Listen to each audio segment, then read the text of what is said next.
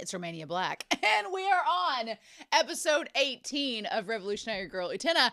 And yeah, I noticed some things from last week, and we have a lot of comments to get through for this episode. So we're just going to dive right into it because we have a lot to talk about before we even start the episode itself. So, got my internet back. That's one thing. Thank you, Anthony, for the files. Got it back. We're good. Someone in the comments asked about the movie, and they're like, hey, there's a version of it on the internet. Don't worry. Anthony has me hooked up with the movie. That's going to be after episode 39. We've got so much to go before we get there, but it's fine. So don't worry about that. I'll be set. A couple things I noticed before we even start episode 18. I forgot to talk about them in the discussion, but they've come up as I was editing. One, I noticed that Mamiya, in one of the shots, the shot where he's draped over the little tank where the rose is cultivating, it looked like Mamiya's ring was normal. Like Mamiya's ring was one of the rings that was like a normal color, like the duelists have, but Soji's is black.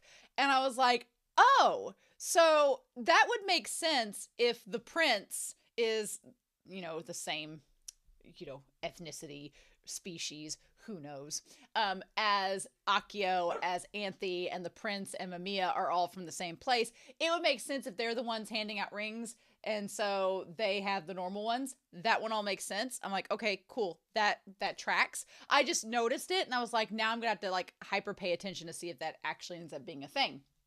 And the other thing was, and by the time I wrote this down in my notes, people in the Discord started talking about it. So I'm like, well, don't worry, everyone. I figured out only like 4 weeks after you did. And pointed it out. But basically, Soji and Utena both have the pink hair and an affinity to their purple-haired friends.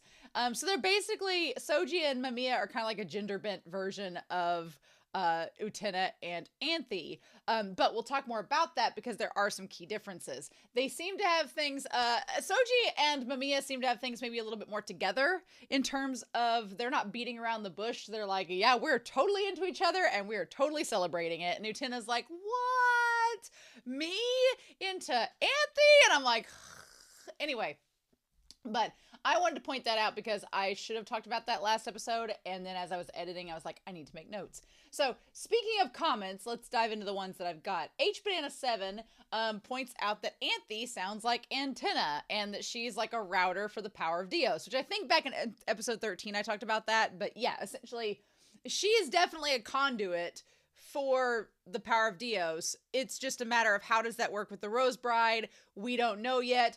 Don't give me any hints or clues, please. Let me figure it out as we go.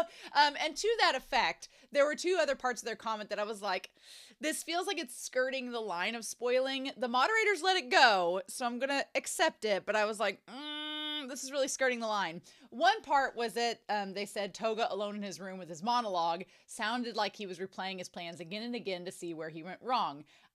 You could interpret it that way. He seems close to whomever or whatever the end of the world. It seems close to whomever, whatever the end of the world to attain the ring for Nanami. That sentence did not grammatically makes sense, but I think what they're saying is that Toga seemed close to the end of the world. I thought they were close to Akio or whoever. I don't know if Toga knows that Akio is end of the world, if they're even a thing, or knows about... We don't know where the rings come from. I'm assuming they are from... I was assuming they were from Akio and the prince and them, because the ones that Soji have are the black rings. So I don't know why he'd be giving Toga regular rings when he only has the black ones. That doesn't make sense. So we don't know all the information. So we can't quite... A lot of things I don't say in the discussions, I'm not fully invested in yet, and I don't want to make a theory because I don't have enough information. So that's why I don't talk about them. And then they said, I noticed that red is an odd color for a princess. And the mystery guy, again, they weren't trying to... This is the one that got me, because they were like, red is an odd color for a princess. And the mystery guy also wears the same red. This was before we found out Akio and Anthe were siblings. And I was like, thank God I watched ahead. Otherwise, I've been like, that was a clue. That they were related. So please don't do that. Also, I don't know what they're trying to get with that. But I'm like, if you've watched Yona of the Dawn... She's a princess, and her main color scheme is red. So I don't know where you're getting at with it. Red's not a color for a princess. Okay. So just please, I know some of you all want to give me hints. You want to help me figure out and connect the dots. And I appreciate that. But please don't do it. I'm going to ask the moderators to please be very, very, very strict. If you see anybody trying to do that, don't let me read their comment, because I want to figure it out. Half the fun of this show is me trying to figure it out and trying to piece it together. And when people help me, it feels like I'm cheating, and I don't want to do that. So I won't read comments if you all spoil. So moderators, I'm going to be really diligent. Don't let people spoil me in the comments. If it sounds like they're trying to give me a hint, tell me not to read it and I'll heart it and move on. But anyway, let's get on to some comments that aren't spoiling. So Lucy Althusi 7172 notes they had a really long comment for episode 13, and I want to read it in full because it's really cool. The Japanese word for lily is Yuri. I was like, oh, okay. So saying that Utena came out of her last duel in episode 12 like a lily is definitely the Shadow Girls being like, yo, looking like a sapphic there, Pinky. Which is really funny. And it says, even if our beloved pink-haired Brick doesn't realize her feelings yet, being the 14-year-old bizaster herbo that she is, it's starting to get noticeable to people around her. Yeah, she reminds me a lot of a character from Scumville and Self-Saving System who is very much in denial and very much oblivious to the obvious fact that they like the other lead character. So I was like, yeah, it makes sense. I like the idea that lilies are connected with the term Yuri. Interestingly, Lucy notes, Yuri is also a genre for women-loving women in Japanese media, and it comes from one of the oldest gay men's publications in Japan, Barazoku. Starting in 1971, the title of Barazoku translates to Rose Tribe and was part of a reclamation of the term bara, or rose, which was previously used as a pejorative term for gay men in Japan. In 1976, Barazoku began using the term Yurizoku, or Lily Tribe, to refer to female readers of the magazine. Over time, the meaning shifted to popularly referring to queer women. It's interesting, especially considering how prominent roses, lilies, and overall queerness is just a theme in the series. Yeah, so that all is very, very interesting to me, especially because we're using roses for the duels, and a lot of these characters, like Saionji and Toga, and Soji and Mamiya, and Mickey is the most heterosexually coded character in the whole series. He might be the only one. Mickey might be the only heterosexual male in this series, except maybe Akio, unless Akio and the prince have it out for each other, which who knows. But yeah, I feel that, and that would also, you know what, that would also make sense, because Juri keeps telling Mickey he needs to not duel and wear the rose. Possibly because Mickey's not gay. So maybe that's why Juri's like, hey, look, you're a cool ally and everything, but I don't think you're part of this. Maybe that's part of it. Maybe that's what's happening. Maybe that's it. And then Nanami, who knows? But maybe that is part of it. I don't know. I think that's very interesting as well. I'm glad you pointed that out, Lucy. I will be carrying that symbolism with me as we go. But then finally, Oliver Jajado says, speaking of aliens, the tale from this week's director commentary is surely, definitely, 100% true and will have occurred exactly as told. It says, episode 13, Tracing a Path. This is just between you and me, but when I was 14, I saw a UFO. Oh, the same age as Utena, huh? Mm-hmm. The UFO telepathically told me this prophecy. When you grow up, you will direct an anime about girls revolutionizing various things. Surely you jest.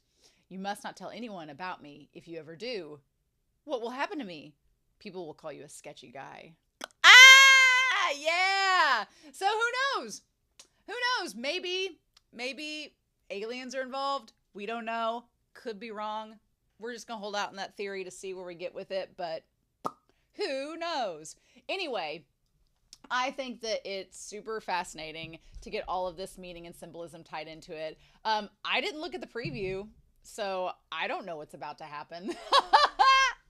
I know that after the episode's over, we'll go back to episode 17 and I'll pull up what the preview was and see if we got anything from it. But I did not look at the preview, y'all, so I have no idea what's about to happen.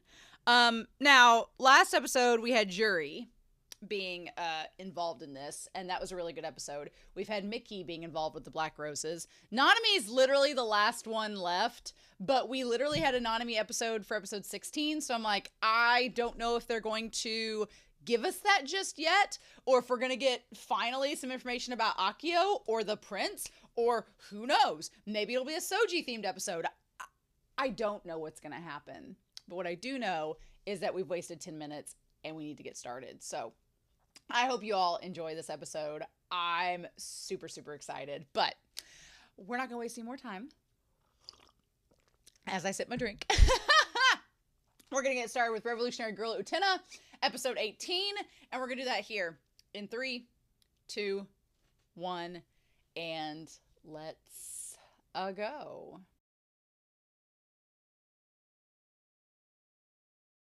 Well, how about that, huh?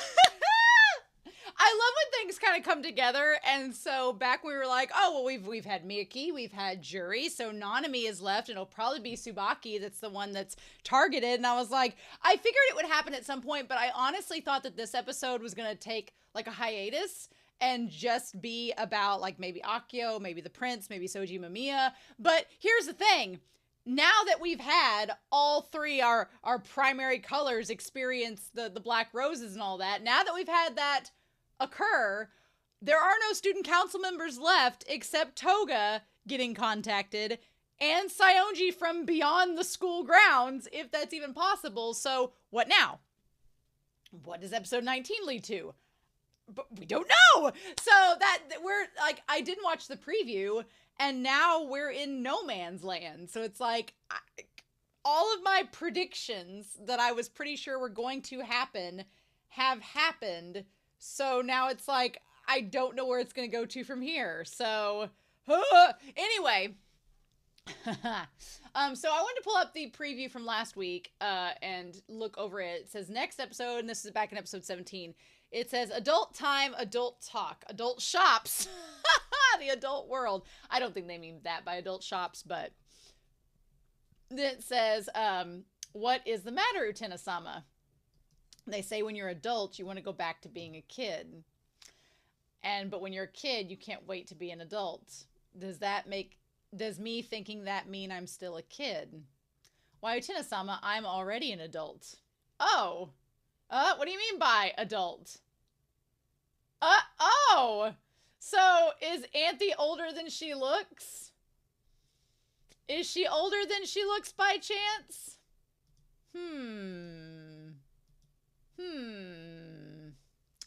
I don't know. I've wondered if they're basically aliens, if they are older than they look, which could be a possibility. Who knows? We don't know. We don't know about that. Or is it tied to the meaning of adult that they talk about in this episode? Let's find out, shall we? So let's go through this episode. So we have the concept of being an adult. That is illustrated in here. I don't know how much we're going to use Whiteboard Kun for, but we'll see and talk about it here. I loved the aesthetic of this episode. I thought the idea of framing it all in the rain, it made for some really good choices, like in terms of Tsubaki with the umbrella. The use of umbrellas was really good. It was carried throughout the episode. I really liked the idea of the lunchbox and the creation of that and the time that goes into that. And then just a lot of really cool aesthetic things that weren't necessarily like huge set pieces, but they were just really cool ideas. I thought that they were done really well. Oh, I need to turn my sound off. So first of all, I think we need to talk about the student council, right? We need to talk about the student council and bring them up over here. And I like the idea that we no longer have, there's no more table. No more table. It could have a number of reasons, a number of meanings and symbolism. I love the idea of them all with the umbrellas that kind of match, like the roses match them, the umbrellas match them. Mickey is the only one sitting. I think Mickey's like, I need to take a seat. I'm not standing up in this. I'm not going to stand. Maybe that's the idea that it's symbolically saying Mickey's not going to stand for this anymore. Mickey seems to be the one who most wants to find out the bottom of this. The crazy thing is that both Mickey and Nanami have met Soji. They know him. They just don't know he's the one behind all of this. Juri has not met Soji, but I feel like Mickey is like the one that wants to get to the bottom of this the most. And he's like, we need to figure out what this is. And we need to stop this. And Juri's like, now that it's happened to her, she's like, yeah, we need to stop this. Nanami, bless her heart. Nanami is so immature. But she's also a 13-year-old. So we got to keep that in mind too. A lot of these characters are like, it's like they all want to be adults, but I'm like, you all are in high school or middle school. Tone it down. Okay? So Nanami and Mickey are middle schoolers. Juri and Toga and Anthe and Utena and Saionji, they're in high school. That none of them are actually adults, technically. So, but Nanami is not taking the student council or the whole Rose/duelist business seriously. Not as seriously. It's so funny how her and Toga are so different. Toga was very much like, this is a secret organization. We have all these rules and there's all of these things and there's all these ways of doing it. Nanami's like, I guess. She's just not taking it seriously at all like her brother, because she's not like her brother at all. She's not calculating like him, and she's not cold and manipulative like him, which is good for Nanami, but also it makes the whole student council kind of run awry. And I feel like the idea of there being no table here means that there's no time to waste. I used to compete in FFA, which stands for Future Farmers of America. It's an agricultural organization. If you're not from the U.S., you'll have no clue what that means. And if you're from the U.S., you'll probably be like, wow, you are rural. But in it, they did lots of competitions. And it wasn't just, looking at livestock and stuff like that. But they also did things called like parliamentary procedure, which you actually learn how to run a meeting from the order of parliamentary procedure. So it's very formal and there's lots of rules, and there's a chairperson, there's a secretary, there are floor members. It's basically the idea of learning how to run an executive meeting. And it was really helpful in high school because you kind of felt like an adult. I was always the chairwoman, so figures. But there is a motion you can do and a ruling you can do. It's called tabling the discussion. And when you table the discussion, that means you put it off to a later time, essentially. You just wait on it till the next meeting, or you can table it indefinitely, meaning we're probably never going to talk about this again. And you can vote on that and it can be tabled. So the fact that there is no longer a table with the student council, to me, that means that they're no longer going to sit there and wait around and talk about this. They're going to instead have to take action. It's like the rug has been pulled out from under them. They no longer have the luxury of just sitting back and doing nothing. Now they need to actually go out and go do something, essentially, is what this is getting at. So they're just basically going to have to do something. Also, it's interesting to see how without Toga, they really are kind of lost. They're like, the end of the world must be exploring other avenues. So to them, the end of the world is possibly using Soji and Mamiya. Here's the thing. We don't know at this point how long all this with Mamiya and Soji has been going on. It feels to me like they were planning and putting all of this in motion while the duelist stuff was going on. This doesn't seem like something that as soon as Utena beat Toga, they just came out of the woodwork. This feels like something they've been working on for a while. It just coincidentally has lined up with Toga and Utena and all this other stuff. So I feel like it's not something new. They've been plotting for a while. It's just now, since Toga's not around and since Utena seems to be more of a threat, it's kind of made them act faster than they would in the past. So with the end of the world, we don't know who or what this truly is, because Soji says that they're at the end of the world when they're in the crematorium and they're getting the rings and the roses to use. They say that, but then Toga was claiming that letters were coming from the end of the world. But Toga has also forged letters and said they were from the end of the world. So there is this disconnect here, and I'm going to move this over here just a hot second. So we have Soji, who's working with Mamiya, and Mamiya and them are after the Rose Bride. That's essentially what they want. Now, the Rose Bride is currently with Anthe, who is brothers with Akio, who happens to know the prince. Now, does Anthe know the prince? She does. She seems to know him as well. And the prince apparently knows Utena who is now connected with the Rose Bride. Who's connected with the Rose Bride now. So, Mamiya, the one that we know that Anthe, the Prince, and Akio are all connected. They're connected to Utena based on their encounters with her. And they're all, this whole thing with the Rose Bride, it's all connected. We don't know. I'm assuming Mamiya knows Anthe and Akio and the Prince. And I'm assuming that Akio, Anthe, and the Prince know Mamiya. But we don't know that. That's the one disconnect. We don't know exactly who knows who or what. We don't know how Mamiya stands with the others. That's kind of the missing link in all this. We don't know exactly where Mamiya fits in. But then we have the end of the world.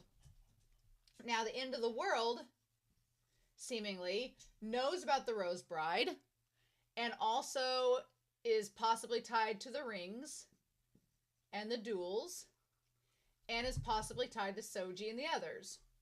But what we don't know at this point, or what is not clear to me yet, is with the end of the world, is the end of the world, is it Akio? Is it Soji? Is it the Prince? Those are my three options, because Toga seems to have been getting some intel at some point from the end of the world. Now, whether Toga manufactured and made their own content after getting the initial content, we don't know that. We don't know that at all yet. But it seems that at one point he at least met the end of the world or was contacted by them. What we don't know is the end of the world directly Soji? Is it Akio? Is it the Prince?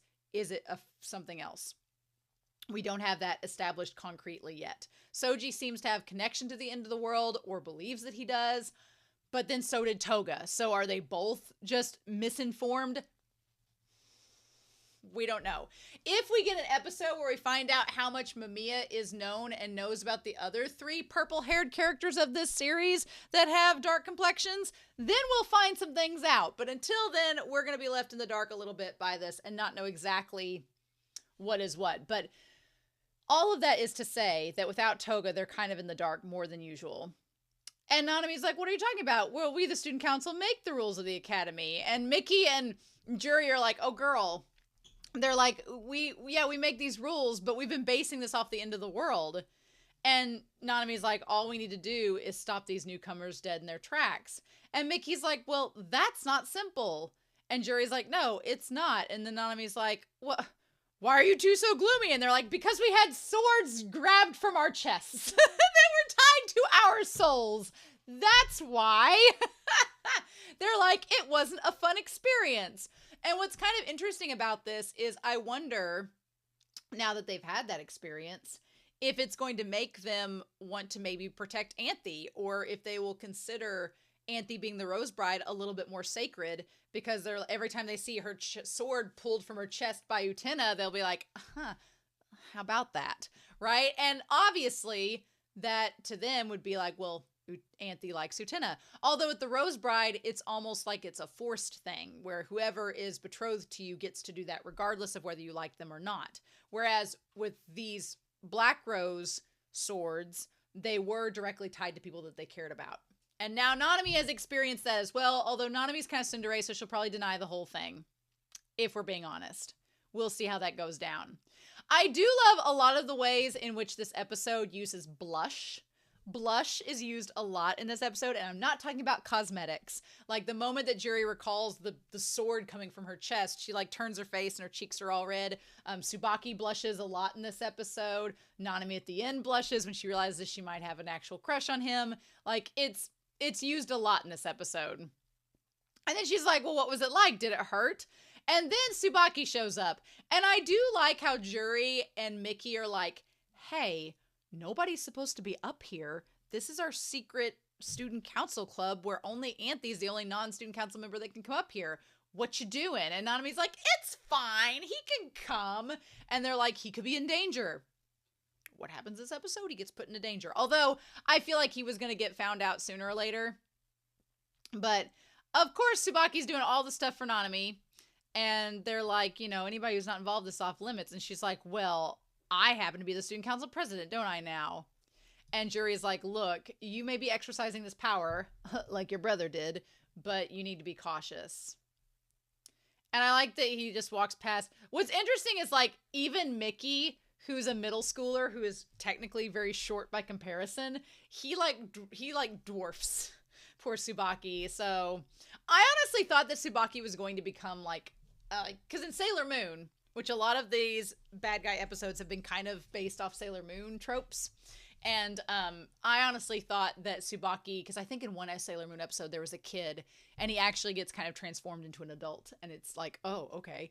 I thought that was going to happen to him in this episode. But as supernatural as this series gets, it hasn't done anything. Well, what am I talking about? Nanami became a cow. So, so let's be real. If Nanami can turn into a bovine, then Tsubaki could have become an adult. What are we talking about?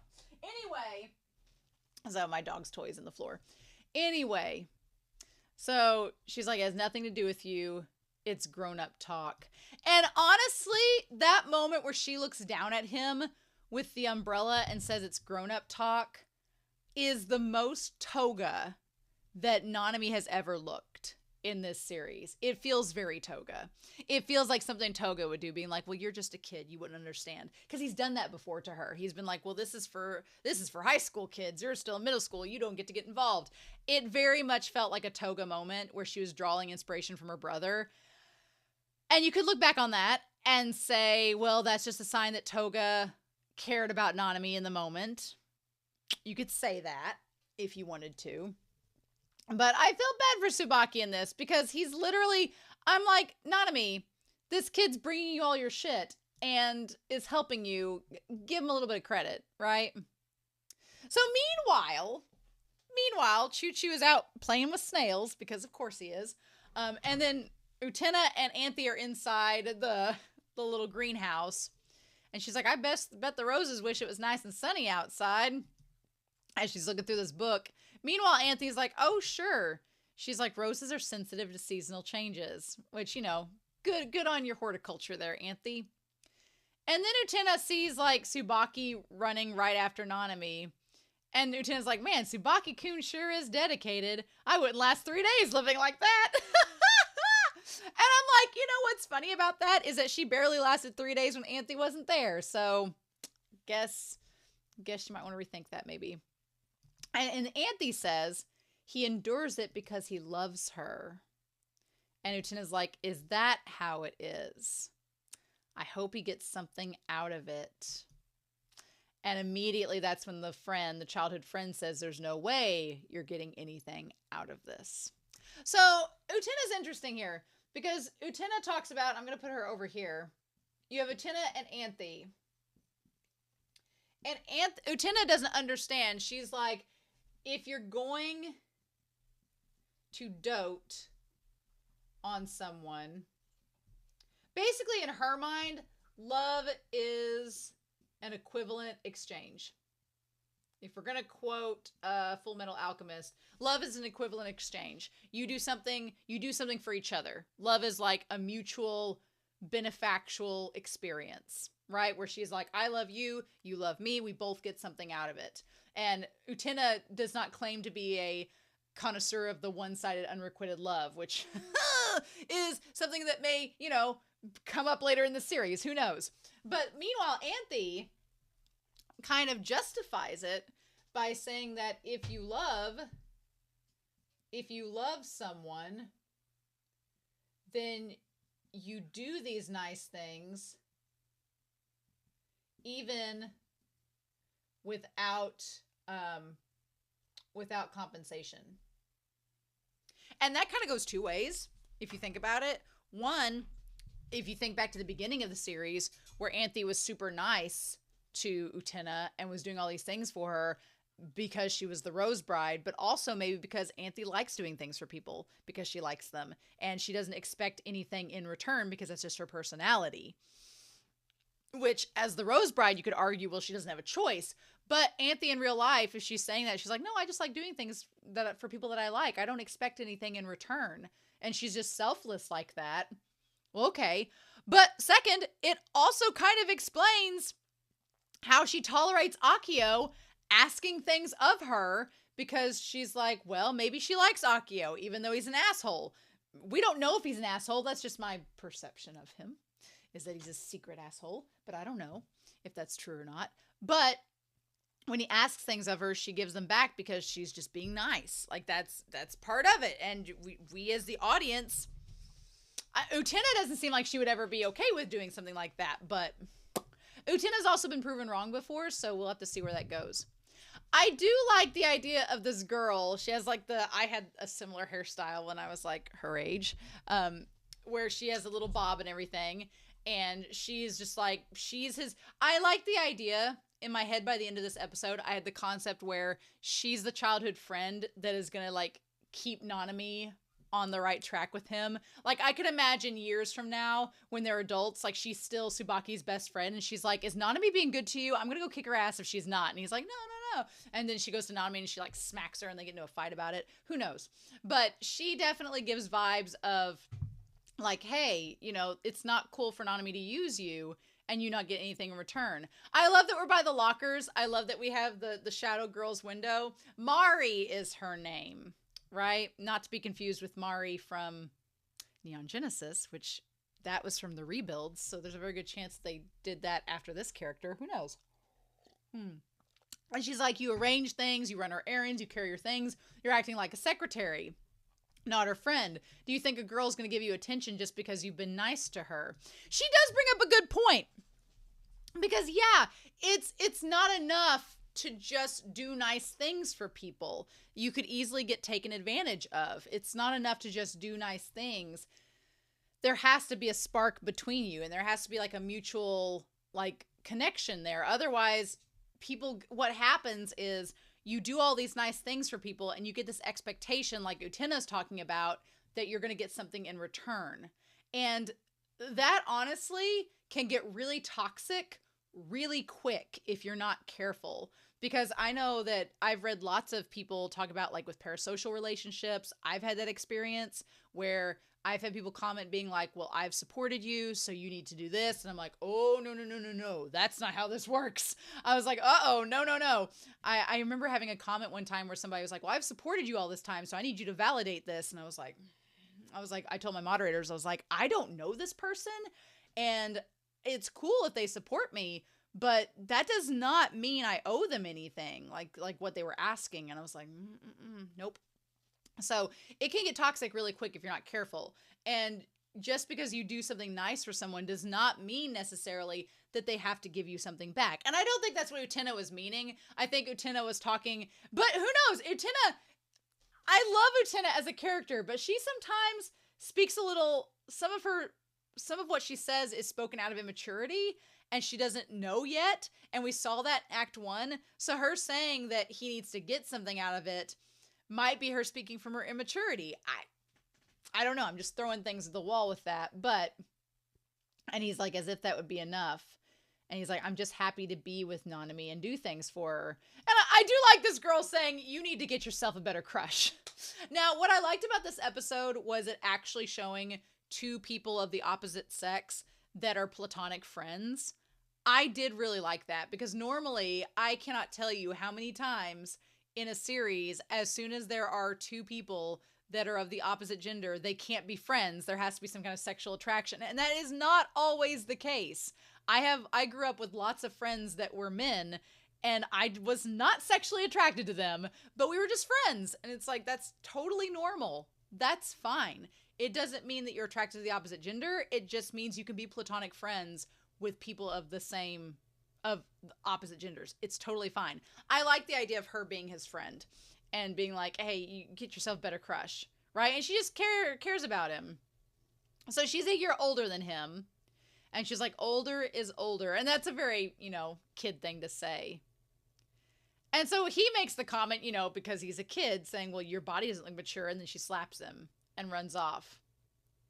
So, of course, Nanami takes this the wrong way. And he's like, oh, it was nobody important, and just my childhood friend. And Nanami gets kind of jealous at the moment, She's like, well, is that your girlfriend or something? Then she asks Tsubaki if he has any friends. She's like, you always accompanied me to the middle school. And he's like, does it bother you? And she's like, that's not what I'm trying to say. Nanami, despite killing cats, and despite her flaws, Nanami does try in a lot of ways to be a nice person. Like when she says here, she's like, you know, do you have any friends? Like, why are you doing this for me? Like, is this healthy? Like she is trying to kind of hint to Tsubaki that he needs to maybe hang out with kids his own age, which by the end of the episode he does. He goes and runs off with a childhood friend. And he's like, oh, I'll see you later, bye. And it feels like he's going to get a little bit more independence from her, which is not a bad thing, because then it leaves their relationship open to develop from being like him being her secretary, as Mari would say, to developing a more complex relationship with Nanami that later on down the road could blossom into romance. Who knows? You know, that I would like that for Nanami, because Tsubaki's a really nice kid. I would like him to grow up and be an adult for her. I think if she would let this boy grow up, he's got a great set of blonde hair on him. He's got good features. I think if she let him grow up, he could be a handsome man, and she'd be like, oh my gosh, my knight in shining armor. And then Toga'd be like, okay, thank God. So, you know what? I think it could work out. And she says, for being a kid, you're not very childish. And so I feel in that regard, Nanami's trying to get at being like, you're acting a lot older than your age, and you should enjoy your childhood while you can, you know? So she tries to talk about that girl, and he's like, oh no, someone like her? She's just someone I've known for a long time. I also like the fact that there's elementary dorms. I'm like, where are the parents of these kids? They just ship their kids off to boarding school, like, bye. Which in Japan, I know it's a lot different, but I think that's interesting. So then she's like, what's all this for? And he says, oh, it's for Nanami's lunch. And I really love the aesthetic of this episode because they have all these open spaces. And a lot of times, Puella Magi Madoka Magica does the same thing, where there are lots of open areas that are normally populated with lots of people, but they make it intentionally where it's just the two of them talking, and it makes you focus on just them and not get distracted by other people in the room. It's definitely an aesthetic, stylistic choice, but it works so well. I love it. But she basically is like, you're making all this food for her, and she's not going to be grateful. And her eating the chocolate bar, she's like, no matter how hard you work, she's going to have her lunch and eat it too. And because he gets onto her about eating the chocolate bar, and she's like a black widow, surrounding her prey and taking it in bit by bit, being all nasty. I would argue, based on her outfit choice, that she's more like a banana spider than a black widow. But speaking of bananas, they went there. They went there when he's getting out all the groceries, and he's like, well, you don't understand how amazing Nanami is. And she's sitting there eating the chocolate. She's like, oh, I understand her. It's a woman's intuition. She's like, I know exactly the type of person Nanami is. She's not wrong. She's a black widow. And then when Tsubaki says, even if I can get her to even just eat my banana, I'll be satisfied. And she, the way Mari goes, nasty. I was like, they went there. It was really sexual in this episode. I was like, oh my God. She's like, do you realize what you're saying? And he's like, meh. And he kind of he denies that. He's like, I don't know what you're talking about. And then she hands him the chocolate bar, and he goes to eat it. And then he's like, wait, would this be an indirect kiss? And he throws it away. So it almost seems like some things go over his head, and then some things he gets it. And it's, which, you know, they're elementary schoolers. It makes sense. Mm-hmm. So he went to all the trouble making her these like rolls, this rice, these like bacon wrapped asparagus, these tomatoes. Like, that shit would take forever to make. And what ends up happening, and it's in the yellow container, so he ends up tossing it in the trash when he gets home, is what happens. He doesn't end up eating it. But he's like, oh yeah, fried chicken with asparagus and bacon today. But no, there's Soji. And she's going to his seminar, right? She got invited to the seminar just like Mickey did, only she chose to go. He's like, I've got your lunch. And she's like, oh, I won't need it today. And he's like, this is someone from the Mikage seminar. And he's like, oh, hello. And she's like, oh, I'm thrilled to be invited to the seminar. And he's like, I'm thrilled. Sometimes being forceful has its benefits. If you think someone like me can help you in any way, And he's like, then why don't we go and get a light lunch and discuss everything in more detail? I'm like, Nanami, what are you discussing with him? What are you talking to him? What are you telling him, Nanami? What are you telling him about the student council? And maybe she's trying to get help for her brother. I feel like she's trying to maybe get advice or help for Toga.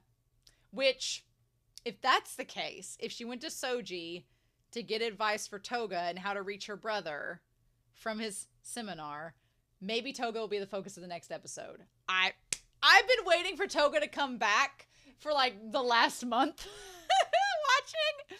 So who knows? Maybe he'll come back. We'll see. But yeah, I'm like, one of the things that always makes me go like Muppet arms flailing is when the characters in a story are communicating with the antagonists and they don't realize they're communicating with the antagonists. And I'm like, son of a bitch. So like Nanami is over here having lunch with Soji without knowing that he's responsible for all this mess, right? Whether or not he's the true antagonist or not, which I don't think he's the true antagonist. I feel like Akio is, but that's just my perception. Meanwhile, Utena is going to Akio and sharing all of her information with him. I'm like, you all are just giving your enemies ammunition. What are you doing? But yeah, so they go, and he's like, oh, you could stop by my seminar if you want to. And I'm just like, oh, Soji with his pink hair and his pink eyes. He's the missing Kaminato brother from Ace of the Diamond. And then she's like, oh, no need for that. He's a child, after all. I feel bad for Tsubaki at that moment because that lunch was not easy to make. And you know what? The thing of it was, Mari was right. She's like, you can waste all the time you want making this big old meal for her. At the end of the day, you just made a meal for her. She's not going to care what it was. You could have brought her Taco Bell, and she would have probably reacted the same way as you spending hours making that meal. So he tries to read it. I feel like he's trying to read all of these books to catch up on the seminar notes that Soji's doing. And Utena's like, what's wrong, Tsubaki-kun? You got all those heavy reading. You're reading War and Peace over there. What's going on? And then he asks, what does it mean to become an adult? Meanwhile, Nanami's other 3 guys, who were probably also rejected because they weren't invited to the seminar, are there as well. I highly doubt that Soji's going to do anything bad to Nanami at the seminar because he's not interested in the ladies. So Utena is asked what it means to become an adult.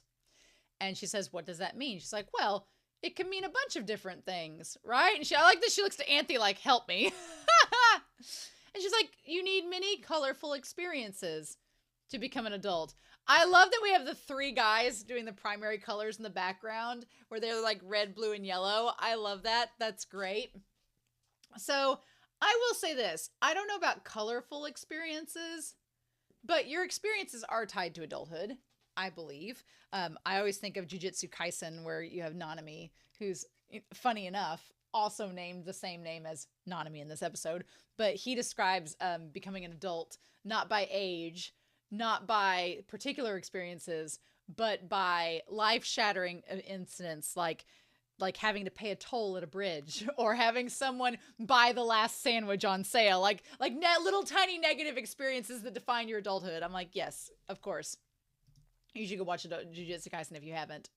He's like, so I'll become an adult once I've experienced more things. And she's like, well, yeah, I mean, technically, probably. And then they ask, are you very experienced, Utena? And I feel like all of these 3 guys are trying to know if her and Anthe have gotten some experience in this. So obviously adulthood is tied to maturity as well, but that does not necessarily mean years. I love that they're all listening in. She's like, oh, well, and then Anthe says, well, once he's more like us, he'll have plenty of adult experiences, right, Utena-sama? Like, she's like, once he's in a relationship, he'll have lots of adult experiences. I'm like, girl, what are you saying? And then Utena's like, do you think so? Which, from what Anthe just says, makes it sound like Utena and Anthe are doing it on the regular, is what that conversation sounded like, even though that's not the case. And she's like, oh, yeah. And I love the one guy has a mustache, and he's like, yeah, mm-hmm. Meanwhile, as we go back to the Dick Tower, which, here's the thing, Anthe seems to have had many adult experiences. So she claims that that's her tie to it, whereas Utena's like a virgin and very much like, which I honestly, having sex does not make you an adult. And that's a lot of what I think Mitsuru gets confused for. Sex does not make you an adult, because there are lots of people that are like in their 40s and have never had sex. There are lots of people who had sex when they're, 16 and they're very immature and they definitely are not an adult. So I would say that age and sex do not make you an adult. No, they do not. Because oftentimes I would say that experiences which are tied to taking your innocence and opening to the world and its complexities are what makes you an adult. I think oftentimes we associate sex with becoming an adult because it is a taking of innocence in a lot of ways. You're no longer, the naive person you might have been before having sex, but that does not necessarily make you an adult. Instead, if you watch series like, I think of Attack on Titan, honestly, is the first one I think of. But when you think of series where characters experience these traumatic things when they're, adolescents or children, there's no sex involved. They're still young, like the same age as Utena, but they've had these experiences that take away that innocence they once had or believing the world is very closed off and very, focused around yourself. But then once you realize the world is not just focused around yourself, but it's actually opens up and it gets more complex and evolves all these other things, and there's all of these other aspects of the world you didn't consider before, then your innocence is kind of gone, and that's what makes you an adult. And it's not necessarily your age or whether or not you've participated in intercourse that does that. It's literally what you've experienced and how that changes the way you view the world. And so by that logic, sure, Anthony's an adult. I'm sure. But anyway, again, Utena going to Akio to get advice is terrifying because she's telling him everything. He's like her little therapist. And I'm like, And she says, is it weird to dream about my prince? And he kind of gets like, oh, excuse me? Like, what are you talking about? Oh, your prince? What? And she's like, she's like, a younger student asked me about what it means to be an adult and not a kid. And I started wondering which I am. She's like, am I an adult or am I a kid? And honestly, Utena's kind of on a borderline, I feel. I feel like in a lot of respects, she's still very innocent. So she is like a kid. And in some respects, she is kind of experienced some things that would like teeter her towards being an adult. But I don't think she's an adult yet. And he says, well, what are your feelings on the matter? And she says, well, I don't really know. She says, I don't think I know what the differences are, to be honest. And so he goes, okay. He says, well, as time passes, a star's brilliance gradually fades. And you could say that applies the same to people. And by Akio's logic, the idea of brilliance fading, like when you're younger, you have like this bright-eyed, bushy-tailed innocence and spark of life to you. And as you get older, that spark might fade. And maybe that's what makes you adult. It's a very cynical and kind of negative way of looking at it. Also, when stars are about to die, they nearly explode. They become these big, bright bursts of light, and then they dwarf and die. So, not sure if the star metaphor works. And she goes, oh, well, you're at your brightest right now, aren't you? Since you're getting a pretty bride and all. And he's like, oh, I suppose so. Maybe he is like about to go like nuclear and be this exploding star that's, gonna get giant and then fade away. Who knows? It's a very short conversation, but I don't like her talking to him. Meanwhile, I'm wondering what the water that drops onto the rose, is it the tears of Mamiya? Is it supposed to be sexual? I think it's supposed to be tears, but Soji's like, why don't you come out once in a while, Mamiya? And Mamiya says, oh, the rain depresses me. I don't like it. I feel safer like this. And Soji says, you don't have to see unpleasant things in this darkness. Is that it? So they're like, has the next duelist been selected? And he says, if I said it's an incorrigibly jealous queen and her retainer, a child. Until last night, he was a rather tough flower bud, but with a little encouragement, he'll burst open. That whole part, I'm like, it's so sexual. What the fudge? And then Mamiya says, well, you're a bad person making a child be the one to duel. And Soji's like, well, beauty isn't enough to capture the Rose Bride. He's like, I've got to be cruel. I love it. He's like, the world is beautiful and the world is cruel. Speaking of Attack on Titan, but he's like, I've got to be dirty if I'm going to get this done. Okay, now in this one, the ring is not on Mamiya's finger in this episode. How dare. So, how dare they? Interesting. Anyway, so then we have this like black and white and color montage of these characters kissing. And honestly, I would watch all of these movies. I like romance, so if you showed me all these movies, I'd probably watch all these anime. The one with the girl with blonde hair and then the guy with red hair looks like the guy with the white with red hair looks like Toga. I'm just saying, Toga with a haircut, and I don't know how to feel about it. I like Tsubaki studying it, like, what have I missed? They're sitting there making out. Is that all there is to it? Is just weddings and making out? Is that the experience is needed? And then we have the girl, Mari, come. He's like, I need to watch things so I can become an adult. And he's like, why are you following him around? She's like, why are you pretending to be an adult? And she's like, obviously, someone who's had one real kiss is more adult than someone who's seen a million fake kisses. And she's like, you're not dumb, but the way you think is really weird. There's this thing called practice. Did you ever even think about it? And so she's kind of like, you know what? You need to just go practice kissing. Don't watch it. Just go get out there and date people. So then he puts his hand over hers and she's like, what? And then he goes to like kiss her and then she smacks him like, what the fudge are you doing? Like, you're stupid. Which to me, she's like, could you be more tactless?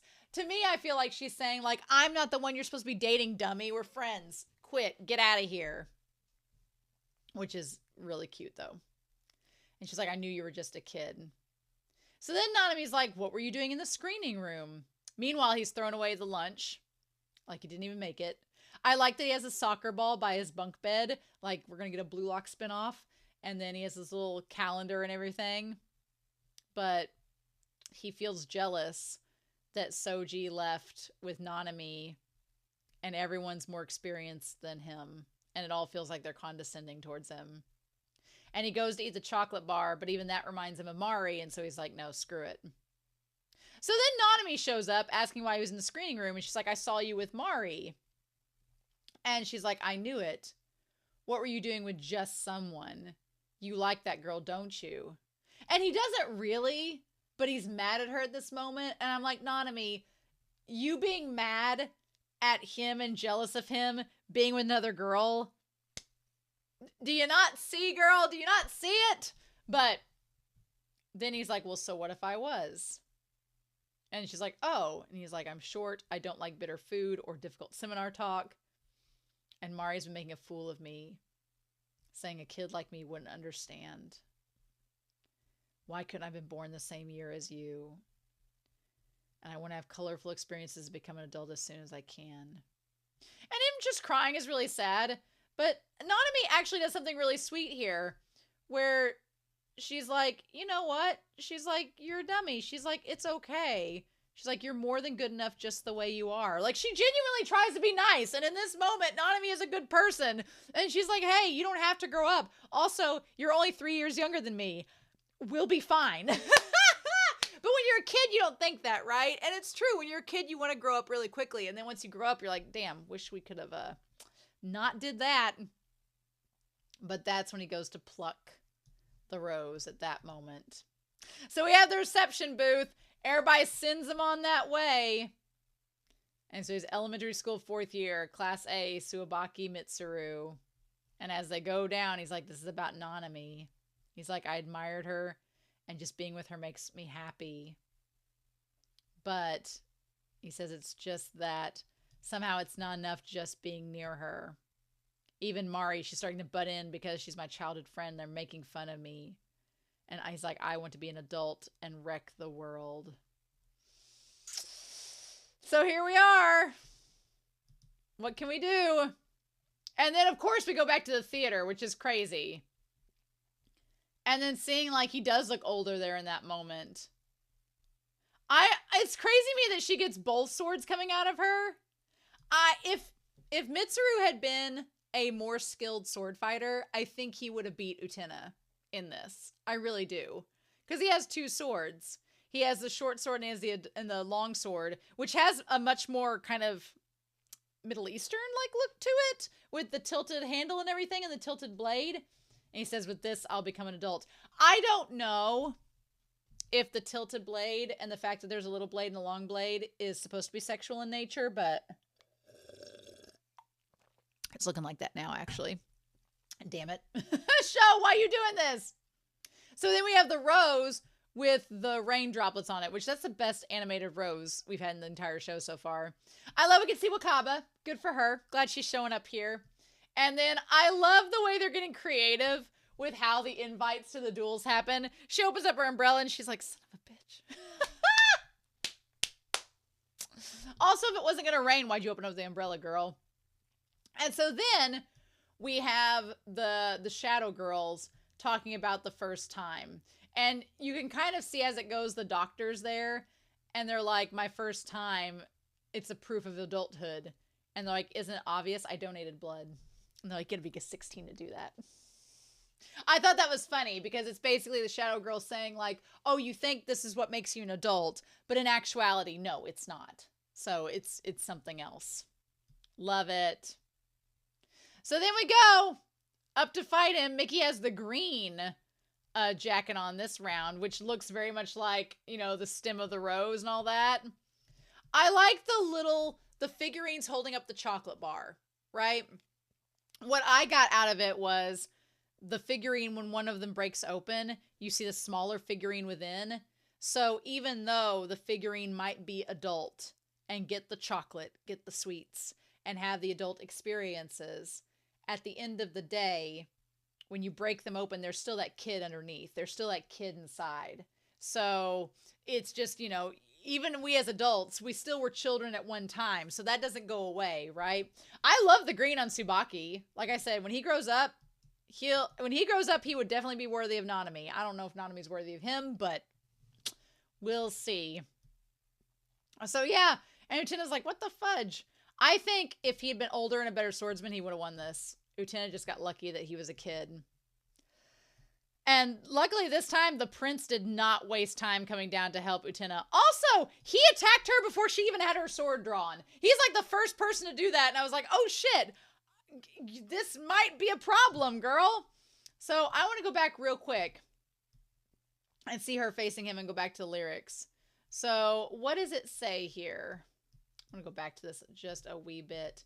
He goes at her. I like that his tights are black now and he has shorts on still like the middle schooler. He cut her hair too. I'm like, Tsubaki could have been a problem.